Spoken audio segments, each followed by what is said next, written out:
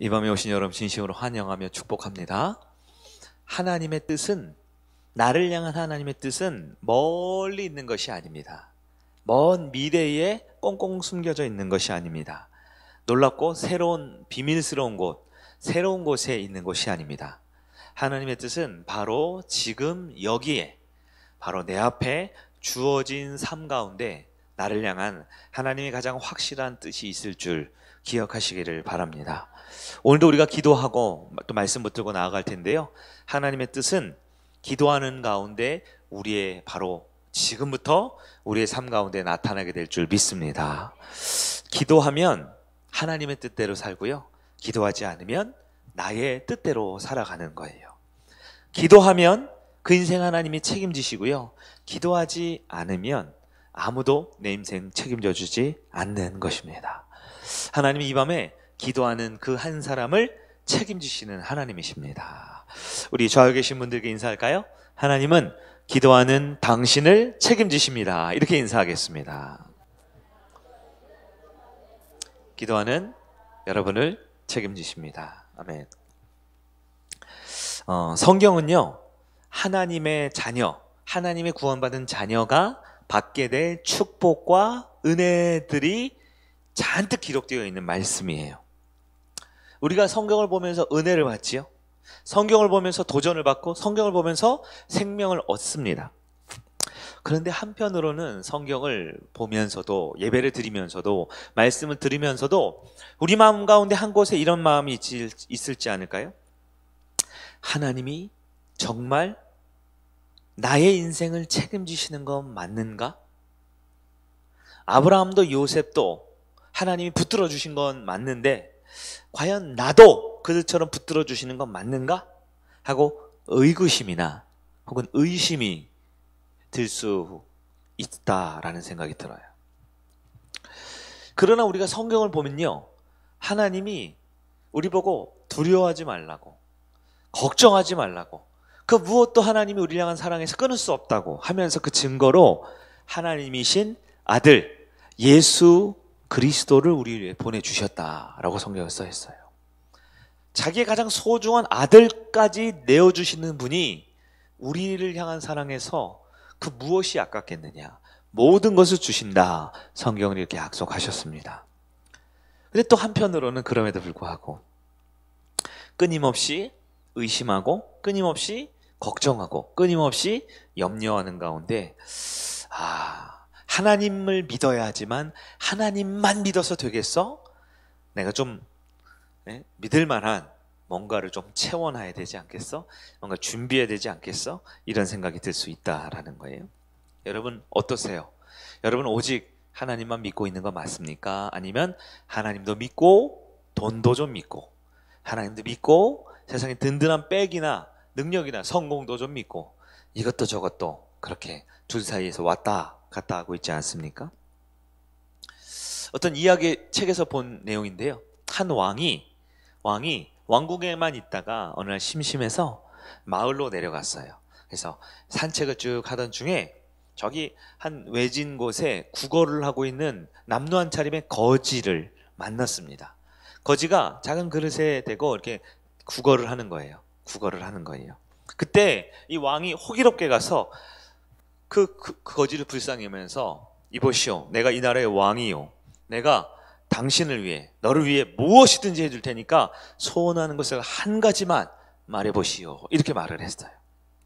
그랬더니 이 거지가 한참 구걸하다 고개를 살며시 들더니, 왕이시여, 제가 바라는 게 있긴 한데요, 아마 안 될걸요? 이렇게 얘기를 하는 거예요.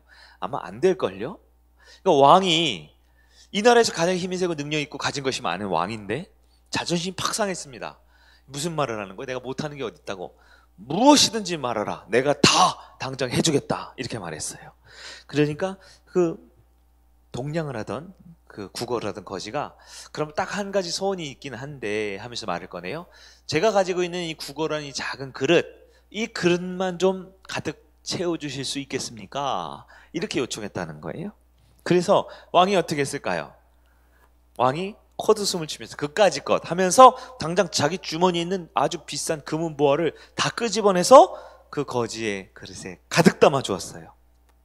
그런데 이게 웬일입니까? 그 작은 그릇, 거지가 구걸하는 그릇이 금세 바닥이 나버린 거예요. 채워지지가 않아요. 왕이 당황했습니다.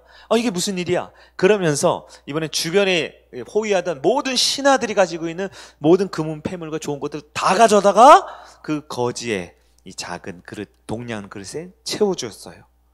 그런데 놀랍게도 그 많은 신하들이 가지고 있는 금은 보화로도 그 작은 그릇을 채울 수가 없더래요. 왕이 당황했습니다. 그런데 갑자기 왕궁에 있는 모든 금은 보화를 다 가져다가 그 작은 거지가 구걸하던 것에 집어넣었어요. 어떻게 됐을까요? 마찬가지로 채워지지 않았대요. 그래서 왕이 이제 안 되겠다. 이 나라의 모든 금은 보화를 다 가져와라. 그런데 이제 옆에 있는 신하들이 말리기 시작하는 거예요. 안 될 것 같습니다. 왕이시여, 미안하다고 하십시오. 저 그릇은 도저히 채울 수 없을 것 같아요. 그제서야 왕도 정신이 번쩍 차려서 거지한테 내가 그 그릇을 채울 수 없다 이렇게 말을 했대요. 내 능력으로는 할 수 없다 그렇게 말을 했어요. 맨 처음 내가 이 나라의 왕인데, 내가 주인인데 못할 게 없어 라고 말했던 그 왕이 내가 그것을 할 수 없다 이렇게 말했어요. 그러면서 거린에게 물어봤습니다.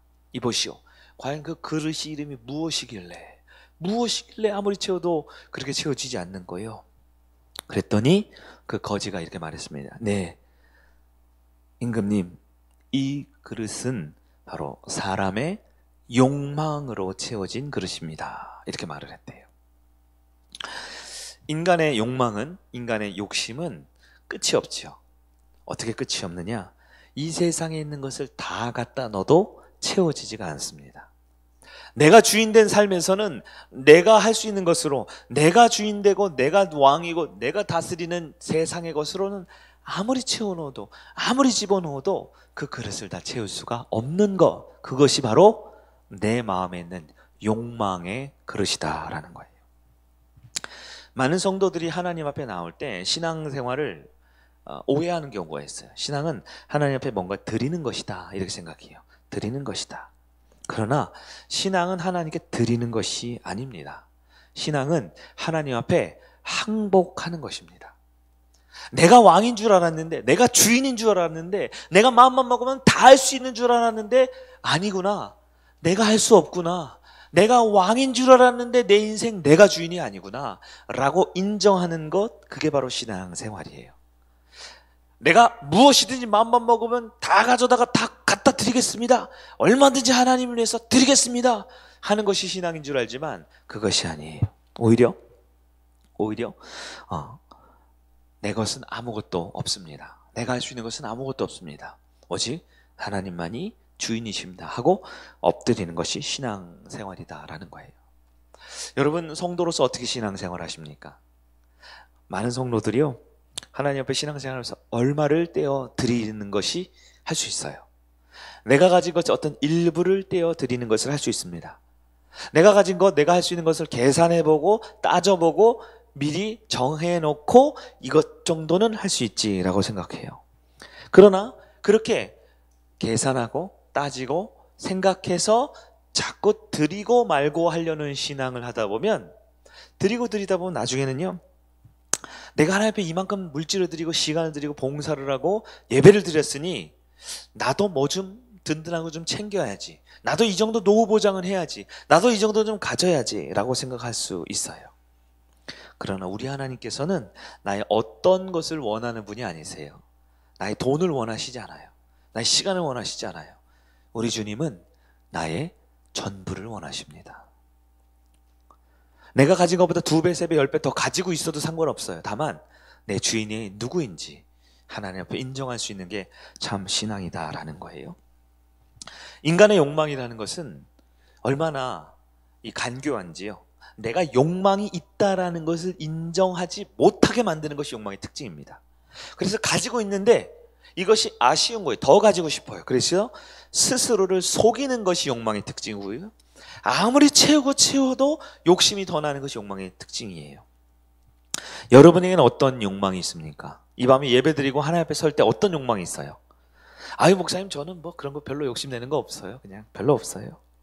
그러나 욕망이라는 것은 결국 우리 신앙을 게으르게 만들고요, 결국 우리의 신앙을 무기력하게 만들고요. 우리의 신앙을 계산하고 따지면서 신앙생활하게 만든다라는 거예요. 욕망이라는 것은 하나님 외에 다른 주머니를 차려는 우리의 연약한 신앙의 모습입니다. 욕망은 마치 바닷물과 같습니다. 바닷물 마셔보셨어요? 먹어도 갈증이 더 나고 먹어도 시원해지지가 않는 것이 바로 바닷물입니다. 그렇기 때문에 욕망은 마치 넓은 바다에 허우적대어 표류하고 있는 사람의 모습과 같다라고 할 수 있어요. 여러분, 어떻게 하면 우리 욕망의 바다에 나올 수 있을까요? 그 욕망의 넓은 바다에서 정말 하나님 앞에 신실한 자녀로 살 수 있을까요? 다시 하나님, 오늘 7번째인가요? 욕망의 바다에서 헛된 성공을 원하며 살아가는 우리의 모습 가운데 어떻게 하나님 앞에 바로 설지를 말씀을 통해 점검해 보기 원합니다. 첫 번째, 욕망의 넓은 바다에서 하나님을 다시 보기 위해서는 뭔가를 바라고 헌신을 해서는 안 된다는 걸 기억해야 합니다. 우리가 예배를 드리고 봉사를 하고 예물을 드리고 주님 앞에 뭔가를 드리면서 신앙생활하는 것, 이것은 모든 것이 하나님의 것이기 때문에 그 모든 것에 대한 주권을 인정하는 믿음의 표현이요, 내가 하나님께 감사를 표현하는 것이 우리의 신앙의 모습이지요. 내가 뭔가를 바래서 드리고 이만큼 드렸으니까 나에게 이만큼 주어져야 되고, 내가 오늘 와서 기도를 열심히 했으니까 우리 아들이 잘 돼야 되고 하는 그런 뭔가 하나님과의 거래를 하려는 모습으로 신앙생활하면 안 된다라는 거예요. 참 성도는 알고 있어요. 내가 지금 하고 있는 열심과 헌신 있죠. 이 헌신도 결국 내가 하는 것이 아니다라는 것을 우리는 알고 있어요. 왜냐하면 내가 할 수 있는 헌신이 무엇입니까? 하나님이 나에게 시키시는 만큼만 우리는 할 수 있어요. 내 능력보다 더 할 수 없고요. 내가 하고 싶은 것 이상으로는 결코 할 수 없는 게 우리 인간의 모습이지요. 그런데도 우리의 모습을 보면 우리는 주님께 많은 것 드릴 수 있었고 예배할 수 있었고 감사할 수 있었어요. 이것은 다 하나님께서 나에게 이미 허락해 주신 만큼의 은혜다라는 것입니다. 하지만 욕망이 가득한 사람은요, 자기가 욕망이 있는 걸 안다 모른다? 모른다 그래서 욕망의 특징은 속임이거든요. 욕망이라는 괴물은 나를 속이기 때문에 내가 욕망인지 탐욕스러운 사람인지를 몰라요. 그런데 어떻게 하냐? 열매를 보면 알죠. 욕망이 가득한 사람은요, 얼마만큼 조금 헌신해놓고 꼭 생색을 내요. 내가 이만큼 했다라는 걸 보여지기를 원하고 인정받기를 원하고 다른 사람들에게 내가 알려지기를 원합니다. 그런데 그게 안 알려지잖아요? 그러니까 마음이 서운한 거예요. 내가 이만큼 했는데 다른 사람이 날 인정을 안 해주는 것 같죠? 그러니까 속상하고, 그러니까 소위 말해 시험 든다 그러죠? 그건 하나님이 주신 시험이 아닌데 시험에 든다라는 것이죠. 왜냐하면 인간의 본성이 그래서 그래. 본성은 내가 애쓴 만큼 보상을 받고 내가 노력한 만큼 대가를 얻어야만 맞다라고 생각하거든요. 그러나 우리가 얼마 전에 우리 주일 오후 예배 때 말씀 들은 거 기억하세요? 하나님의 나라는 우리나라가 아니고요, 하나님의 나라는 왕이 가장 손해보는 나라입니다. 하나님의 나라는 주인이 유일하게 희생하는 나라예요. 그리고 우리 주님께서는 저와 여러분에게 이 욕망이라는 나 자신도 속여가면서 내가 허우적대고 있는 그 갈증의 바다에 빠져서 허우적대는 우리의 인생, 우리가 이렇게 힘들게 어렵게 살아가지만 결국 이것이 진짜 힘든 게 아니라 내 욕망 때문에 더 갖고 싶고 더 높이 오르고 싶고 더 인정받고 싶고 더 많은 것을 영향력을 끼치고 싶은 나의 욕망 때문에 힘들다라는 것을 스스로 속이고 있는 우리 인생 가운데 주님은 뭐라고 말씀하시냐? 하나님의 나라의 자녀들처럼 살아라라고 말씀하세요. 주님 복음서에서 제자 훈련을 시키실 때 늘 말씀하십니다. 뭐라고 하셨어요? 내가 왕인데 제일 많이 손해볼게. 내가 주인인데 제일 많이 희생할게. 그리고 너희들도 나를 따르려거든 너희도 그렇게 해야 한다. 사랑하는 성일 가족 여러분, 우리가 하나님의 자녀요, 주님의 부름받은 제자라면 주님께서 우리에게 이렇게 말씀하세요. 희생하라고요. 헌신하라고요. 다른 말로 손해보라고요. 욕망의 바다에 빠져있는 사람은 조금도 손해보지 않습니다. 물론 남한테 피해를 주지 않을지 몰라요. 남의 것을 빼앗거나 남들보다 조금 하거나 게으르진 않을지 몰라요. 그러나 그들이 가지고 있는 계산법에 따르면 적어도 나는 손해는 보면 안 돼요. 일을 해도 남들보다 덜 하거나 똑같이 해야지 일을 더 하면 안 돼요. 뭔가 드려도 남들 드리는 것만큼만 드려야지 더 드리면 안 돼요. 뭡니까? 자꾸 계산을 합니다. 자꾸 셈을 해요. 왜 그럴까요? 계산하는 게 나쁜 게 아니지요. 바로 내 안에 세상의 욕망이 가득하기 때문에 그래요. 그러나 주님은 뭐라고요? 큰 자가 되려면 어떻게 하라고요? 섬기는 자가 되라고 하셨어요. 먼저 된 자. 우리는 먼저 된 게 중요하잖아요. 줄도 먼저 선 사람이 빨리 들어가고, 먼저 되려면 어떻게 하라고요? 나중된 자가 되라고요. 상석에 인정받는 자리가 아니라 어디에 앉으라고 하셨어요? 저 뒤에 말석에 앉으라고 하셨어요. 앉아서 대접받는 사람이 아니라 어떻게 하라고요? 일어서서 섬기는 사람이 되라고 하셨어요. 왜요? 제자는 기억해야 합니다. 내가 헌신한다? 그러나 그것 결국 하나님이 시키시는 거예요. 하나님이 하게 하시는 겁니다. 그런 나의 삶의 열매를 보셔야 돼요. 나는 과연 가정에서 혹은 사회생활을 하면서 친구들 사이에서 교회에서도 말할 것 없죠. 나는 하나님 앞에 희생하면서 헌신하면서 손해보면서 신앙생활하고 있는지, 아니면 뭔가를 조금이라도 더 얻으려고, 조금만 더 누리려고, 조금만 더 챙기려고 하고 있는지. 여러분, 욕망이라는 것은 우리를 집어삼키는 괴물이라고 했어요. 그 괴물이라는 것은 마치 엄청난 그 도둑놈이나 사기꾼이나 국가적인 무슨 범죄자만 있는 것이 아니라 나를 사용하시는 분이 하나님이라는 것을 인정하지 않을 때 바로 나의 욕망이 시작된다는 걸 기억하셔야 합니다. 헌신은 내가 하는 게 아닙니다. 우리 하나님 시켜주십니다. 오늘 밤 우리가 예배를 드리고 또 교회 여러 가지 일들을 하고 또 연말에 중요한 사역들과 행사들이 있는데요. 여러분, 주님의 은혜만큼 기쁨으로 헌신하시고 욕망의 바다를 빠져나온 여러분들에게 바랍니다. 두 번째, 어떻게 하면 욕망의 바다에서 헛된 성공을 원할 때 이길 수 있을까요? 두 번째로 우리 살펴볼 것은 이미 받은 은혜를 감사할 줄 알아야 합니다. 추수감사주일이 지났어요.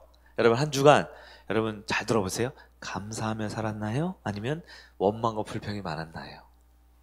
네.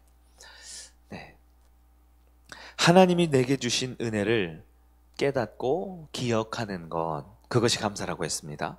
그리고 지금 예배드리는 이 자리에 이것도 없네, 저것도 없네, 이것도 불편하네, 저것도 안 되네가 아니라 하나님 앞에서 예배를 드릴 수 있는 자녀로 구원받아 예배하고 찬송 부르고 기도할 수 있는 이 자체를 누리는 것이 감사라고 했습니다.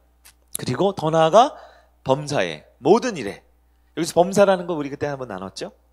아무리 감사하려고 해도 도저히 감사할 수 없는 그 순간에 한 번 더 감사하는 거, 그게 범사라고 그랬잖아요. 그렇게 한 번 더 감사하는 것. 네. 여러분, 그렇게 감사하고 있습니까? 감사하고 있습니까? 2021년, 올해가 2021년이죠. 지금 11월 넷째 주인데요. 2021년 1월달 혹시 기억이 나세요? 2020년 지나고 코로나가 막 터져가지고 막 한 1년 동안 막 전국이 휩쓸린 상태에 이제 코로나가 회복되냐 마냐 막 고민하면서 2021년 딱 시작했잖아요. 올해, 맞죠? 그때 여러분 가정에 어떤 문제가 있었습니까? 여러분의 직장에? 여러분의 자녀들 가운데? 여러분의 물질? 여러분이 꿈꾸는 계획하는 것? 문제가 있었어요? 없었어요? 고통받고 힘든 상황이 있었어요? 없었어요? 지금은요? 그 문제가 있어요? 그렇다면 여러분, 과연 그 문제에 감사를 하고 있습니까? 많은 분들이 불과 1년 전만 봐도요, 정말 힘들었던 문제가 그렇게 많았는데, 그렇게 해결하기 어려울 것 같았던 그런 고민들과 정말 세상에서 가장 심각했던 그런 많은 문제들이 있었을 때 하나님의 은혜로 우리가 지금 이렇게 오늘 이 자리에 있는데 그 은혜를 다 잊어버려요. 그 당장 내일이 해야 될 그 염려를 미리 땡겨서 불안해하고 염려하고 걱정하고 살아가는 우리의 모습이 있는 것이죠. 여러분, 하나님의 은혜를 기억하는 것, 그것이 욕망의 바다에서 나오는 방법입니다. 틈만 나면 더 좋은 것이 있을까? 더 나은 것이 있을까? 더 나를 인정해 주는 것이 있을까? 이 사람이랑 있으면 더 행복할까? 저곳에 가면 더 기분 좋을까? 저곳에 가면 내가 더 경제적으로 윤택해질까? 감사의 반대가 뭐냐? 감사의 반대는 감사하지 않는 것뿐만 아니라 내게 주어진 것이 하나님의 은혜임을 잊어버리는 것. 다시 말해, 자족하지 않고 현실에 불평, 불만하는 것이 바로 감사의 반대예요. 감사는 뭐예요? 감사할 만해서 감사도 하지만 감사할 수 없는 때도 우리는 감사하죠. 그것이 성도를 향한 하나님의 뜻이잖아요. 데살로니가전서에 있잖아요. 범사에 감사하는 것, 감사할 수 없는데도 감사하는 것. 왜요? 하나님이 가장 선한 길로 인도하실 것을 믿고 신뢰하기 때문에 우리는 감사하잖아요. 이것의 반대는 뭐예요? 내 삶에 만족하지 못하는 거예요. 더 좋은 곳이 있다는 거예요. 더 나은 길이 있다는 거예요. 지금 내가 이 길이 아니라 조금만 벗어나면, 새로워지면, 다른 길을 가면 뭔가 내가 조금만 노력하면 더 나은 뭔가가 있다라고 막연한 희망 가운데 지금을 누리지 못하고 있는 것, 하나님의 은혜를 기억하지 못하는 것, 그게 바로 감사의 반대인 것이지요. 여러분, 하나님의 은혜를 기억해야 합니다. 무엇보다 나를 하나님의 구원받은 자녀로 삼아주셔서 변함없이 이 자리에 영상으로 또 현장에서 예배드릴 수 있게 해주신 것에 감사하는 그런 순수하고 진실한 믿음으로 여러분의 욕망을 이기는 우리 성도들 되기를 바랍니다. 세 번째로, 세상을 조심해야 합니다. 욕망이라는 것은 아주 간교하고 교묘해서요, 내가 욕심이 있다라고 느끼지 못하게 이미 내 안에 가득 넘쳐가 버렸어요. 우리 속담인가요? 옛말에 화장실 들어갈 때하고 나올 때하고 마음 다르다, 이런 표현이 있잖아요. 네? 들어갈 때는 어때요? 너무 급하니까 어떻게든 빨리 해결을 했으면 좋겠다. 나올 때는요, 전혀 그런 급하고 간절했던 마음이 사라져 버리죠. 이 세상은요, 우리에게 많은 것을 맛봅니다. 많은 것을 중독시키고 많은 것을 오염시켜요. 그래서 우리가 더 많이 갖고 있는데도 불구하고, 더 많이 누리고 있음에도 불구하고, 더 많이 안전하고 더 많이 평안함에도 불구하고 우리를 계속해서 더 하게 만들어요. 특히 우리 자녀들의 문제를 한번 볼까요? 우리 중에서도 이제 자녀들도 있고 자녀를 키울 분도 있는데, 대한민국은 전 세계에서 가장 교육열이 강하고 열망 있는 나라 중에 하나지요. 그래서 왜 교육을 그렇게 강조하냐? 우리가 이렇게 급히 선진화되면서 이 배운 사람들, 똑똑한 사람들, 이렇게 공부를 많이 한 사람들이 훨씬 더 좋은 기회를 많이 얻었던 그런 과거 역사들이 있잖아요. 그래서 우리 어른들이 생각하기에 교육을 많이 받으면, 교육을 높이 받으면, 좋은 학교, 좋은 교육을 받으면 이것이 곧 성공 혹은 행복과 연결된다라는 세상적 가치관을 갖고 있어요. 여러분도 그렇지 않아요? 저도 좀 그래요, 사실. 저도 이왕이면 우리 자녀들이 더 좋은 학교, 좋은 교육, 성적도 더 잘 받아오고 좋은 대학에 가면 더 성공하고 더 행복하지 않을까? 라는 막연한 기대가 이 세상 살아가는 기준에 있다라는 거예요. 근데 여러분이 만약에 하나님은 아니지만 하나님 바로 옆에 있다고 생각해 보세요. 여러분이 하나님이면 더 좋은 교육을 받은 사람이 더 행복하고 더 좋은 교육을 받은 사람이 더 성공하는 세상으로 만들고 싶으세요? 여러분 그럼 그렇게 하실까요? 우리 하나님 어떠시겠어요? 하나님 없이, 예수님 모르고 그냥 더 좋은 교육만 받고 더 성공하고 더 행복하기만을 바라기 원하는 그 사람을 더 귀하고 높은 자리에 올려놓으시겠어요? 여러분, 자녀 교육을 위해서 열심을 내는 것이 이 시대의 큰 욕망 중에 하나입니다. 그래서 좋은 환경을 위해서는 물불 가리지 않고, 우리 자식들한테 좋은 것을 위해서는 눈에 보이는 것이 없이 달려드는 것이 어쩌면 예수 잘 믿는다고 하는 우리 한국교회 성도들, 부모들의 세상과 똑같은 마음일 수 있다는 거예요. 그러나 여러분, 정작 중요한 것을 놓치는 부모들이 참 많습니다. 오늘 여러분의 자녀들에게 가장 조심해야 할 것이 무엇일까요? 우리 자녀들이 욕망의 그 소금물에, 바다에 빠져서 먹어도 갈증나는 그 세상 욕망으로 괴물이 되어가지 않도록 만들려면 우리 자녀들이 정말 조심해야 될 게 뭘까요? 네, 첫째는 죄에 민감한 법을 가르쳐 줄 수 있어야 돼요. 죄에 민감한 것이 무엇인지 가르쳐 줄 수 있어야 돼요. 두 번째, 하나님의 말씀 앞에 설 수 있는 능력을 길러줘야 돼요.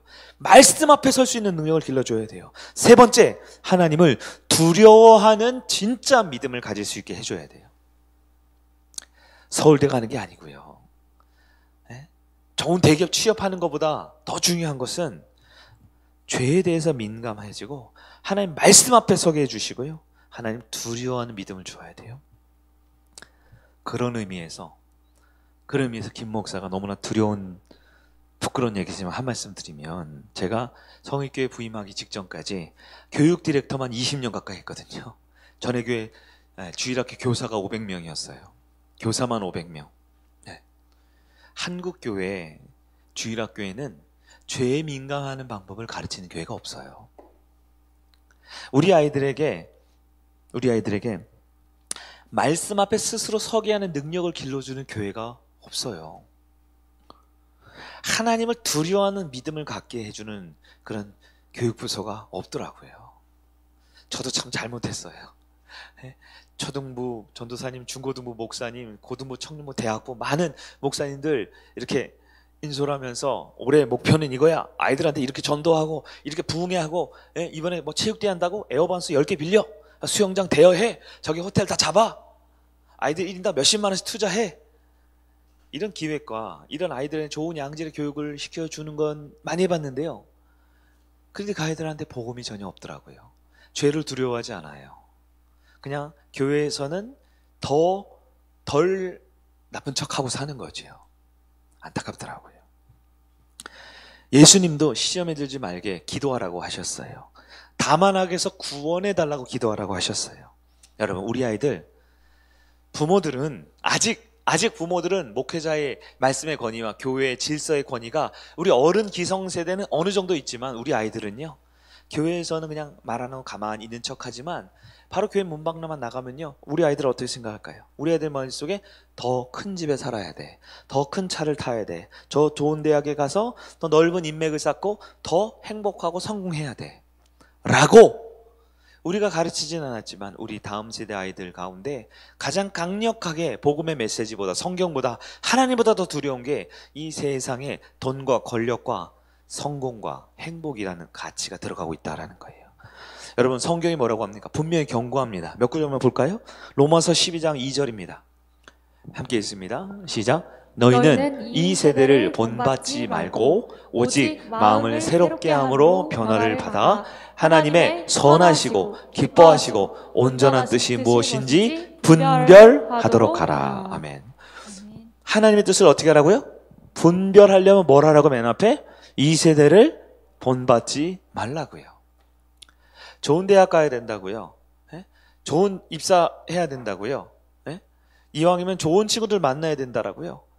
세상에서 말하는, 똑같이 말하는, 불교든 이슬람교든 다 똑같이 말하는 그 세상의 가장 중요한 가치보다 더 중요한 죄가 무엇인지 알아야 하고, 하나님을 두려워할 줄 알아야 하고, 말씀 앞에 스스로 설 수 있는 아이들이 되게 해줘야 함에도 불구하고 우리는 여전히 이 세대를 본받고 있다는 거예요. 사사기 2장 10절입니다. 우리 한 절 더 볼까요? 2장 10절 시작.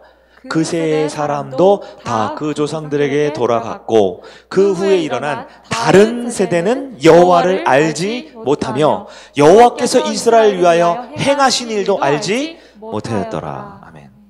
어쩌면 우리 기성세대까지는 그래도 하나님에 대해서 조금은, 아주 조금은 맛보고 조금은 기대감이 있을지 모르지만, 우리는 우리는 이 땅을 떠나잖아요. 그런데 뭐라고요? 그 후에 일어난 우리의 다음 세대라고 표현하네. 무슨 세대?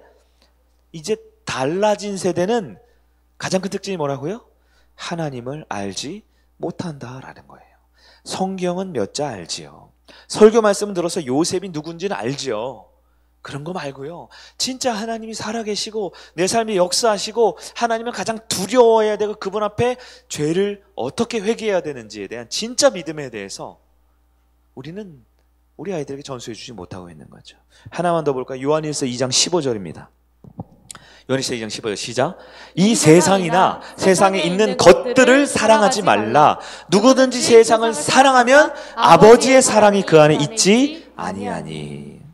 영어 교육을 시키고 과외를 많이 시켜가지고 더 높은 그런 성적을 맺는 거 중요하지만, 그것을 너무 사랑하다 보면 하나님을 사랑하는 법을 가르쳐줄 여유도 없고 시간도 없고 마음도 없어진다라는 거예요. 17절이요. 시작. 이 세상도 그 정욕도 지나가되 오직 하나님의 뜻을 행하는 자는 영원히 거하느니라. 아멘. 세상도 다 지나가요. 수능 성적도 다 지나가요. 대기업 입사했던 것도 지나가요. 여러분 목숨 걸고 그렇게 살기 원했던 그 넓은 집, 아파트도 다 지나가요. 그러나 하나님의 뜻을 행하는 자는, 하나님 안에 거하는 자는 영원한 생명을 소유하게 될 줄 믿으시기 바랍니다. 여러분, 우리 자녀들에게 무엇을 주시겠습니까? 분명한 건 내가 아무것도 하지 않으면 우리 아이들에게 욕망을 주고 있다는 것을 아셔야 됩니다. 우리 자녀들이 하나님에 대한 진실한 말씀과 그 말씀 앞에 설 수 있는 참 자녀로 양육할 수 있는 우리 성의 가족 되길 바랍니다. 마지막 네 번째로요, 어떻게 욕망에서 이겨내느냐? 천국에 대한 소망을 가질 수 있어야 합니다. 왜 욕망이라는 것이 생기냐? 이게 근원적으로 보면 지금 내가 가진 것보다 더 좋은 것이 있다라는 생각 때문에 욕망이 있죠. 내가 지금 가진 것이 제일 좋은 것이다라고 생각하면 다른 것이 생각나지 않을 거예요. 근데 내가 가진 것보다 더 좋은 것이 있다. 그걸 가지면 그것보다 더 나은 것이 있다. 그것을 얻으면 이것보다 더 귀하고 더 탁월하고 더 소중한 것이 있다. 이것이 욕망의 시작점이죠. 여러분, 지금 타고 다니는 집보다 더 큰 집 있잖아요. 지금 여러분 가지고 있는 차나 가진 돈이나 여러분의 외모나 능력보다 더 많이 갖고 싶은 것들이 있다고요. 그럼 어떻게 됩니까? 우리는 하나님을 바라보는 믿음이 없으면 욕망을 가질 수밖에 없는 구조적인 이 모순적인 삶을 살아갈 수밖에 없어요. 이 땅에서는 나보다 더 잘 사는 사람이 있다니까요. 나보다 더 똑똑하고 유능하고 잘나고 멋지고 예쁘고 훌륭한 사람들이 반드시 있다고요. 그럼 우리는 욕망이라는 이 구조를 모순처럼 가지고 사는데요, 우리가 이 욕망을 이겨낼 수 있는 방법이 뭐냐? 바로 영원한 하나님이신 천국을 바라볼 수 있는 믿음을 가진다라는 거예요. 여러분, 교회는 무엇입니까? 교회는 천국의 모델 하우스예요. 교회는 천국이 아니지요. 제가 왜 교회가 천국이 아니라 그랬어요? 누가 있기 때문에? 내가 있기 때문에 아닌 게 확실합니다. 여러분은 괜찮지만 김 목사 때문에 이 성인교회는 완벽한 천국이 될 수 없어요. 바로 나 때문에. 나라는 존재가 완벽하지 않은데 어떻게 이것이 천국이 될 수 있습니까? 근데 많은 사람들은 교회를 천국에 대한 환상을 가지고 있어요. 그러나 교회는 천국이 아니라 천국의 모델하우스가 되어야 됩니다.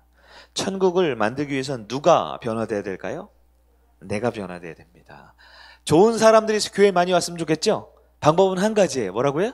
내가 좋은 사람이 되는 거예요. 여러분, 금요 예배가 부흥하고 싶죠? 여러분, 밖에서 다니면서 막 전도하고 막 100명, 200명 되고 싶죠? 아니에요. 우리가 기도하고 우리가 은혜 받고 우리가 부흥해야지만 부흥이 시작되는 것입니다. 여러분, 혹시 여러분의 목장에 불만이 있는 분들이 있어요? 저 옆에 있는 목장은 막 갈릴리 해변가를 누리고 있는데 우리 목장은 왜 이래? 막 이러면서. 다른 목장이 부러워 보이세요? 저 목장은 막 빛도 있고 소금도 있는데 우리는 왜 이렇게 어둡고 이렇게 침침해? 저 목장은 이렇게 목자가 간식도 팍팍 쏜다는데 우리 목자는 맨날 돈도 없나? 여러분, 내가 지금 주어진 환경보다 더 나은 것이 생각나죠? 더 쉽게 예수 믿고 싶지요. 더 편하게 예수 믿고 싶지요. 더 안전하게 예수 믿고 싶지요. 내가 섬기는 것보다 섬김 받는 곳에 예수 믿고 싶지요. 네, 우리는 그렇게 쉽고 편하고 빠르고 안전하고 쾌적하고 섬김 받고 인정받고 공급받고 이런 곳에서 예배드리고 싶어요. 그러나 단언코 그런 곳은 없습니다. 우리 주님은 그런 곳을 만들어 놓지 않았어요. 왜요? 누구 때문에? 나 때문에. 주님은 지금 말씀과 예배를 통해 내가 변화되기를 원하지 내 옆에 있는 사람들이 변화되기를 원하는 건 주님의 뜻이 아니에요. 영원한 천국을 소망합니까? 그 천국에 들어갈 내가 되어야 해요. 교회는 다니는 곳이 아니라 그랬어요. 교회는 뭐예요? 교회는 다니는 곳이 아니에요. 교회는 뭐예요? 내가 교회예요. 여러분 중에 교회 다니는 분이 있으면 다니지 마세요. 이번 주부터. 괜찮아요. 말 안 하고 안 나와도 된다니까요. 제가 얘기하죠. 교회는 다니는 곳이 아니에요. 교회를 다니니까 내가 이만큼 시간 들이고 헌신하고 애쓰고 노력해서 다녀준다고, 내가 주님을 위해 헌신한다고 생각하니까, 본전 생각하니까 신앙이 매번 제자리 걸음이지요. 교회는 다니는 게 아니고요, 내가 바로 교회입니다. 우리 성일교회의 수준은 바로 나의 믿음의 수준이에요. 내가 기도하는 만큼 우리 성일교회고요, 내가 주님 앞에 엎드리고 성도를 사랑하는 만큼 그게 성일교회예요. 그게 천국의 모델하우스입니다. 교회는 멀리서 대단하고 희망적이고 훌륭한 곳이 있는 곳이 아니에요. 있으면 얘기하세요. 제가 제일 먼저 그 교회 갈 테니까. 제가 목사 안 해도 그 교회 저거 다니고 싶다니까요. 그렇게 좋은 교회 있으면. 어느 교회도 마찬가지입니다. 내가 교회입니다. 우리 주님이 말씀하셨잖아요. 주님이 머리고 우리는 교회의 몸된 지체라고요. 여러분, 왜 우리가 욕망의 바다에 빠집니까? 세상의 욕망뿐만 아니라 신앙적인 욕망도 그래요. 우리 목사님보다 더 훌륭하게 설교 잘하는 목사님 분명히 있지요. 그러나 우리 교회 성도들한테 우리 목사님 설교가 제일 좋다니까요.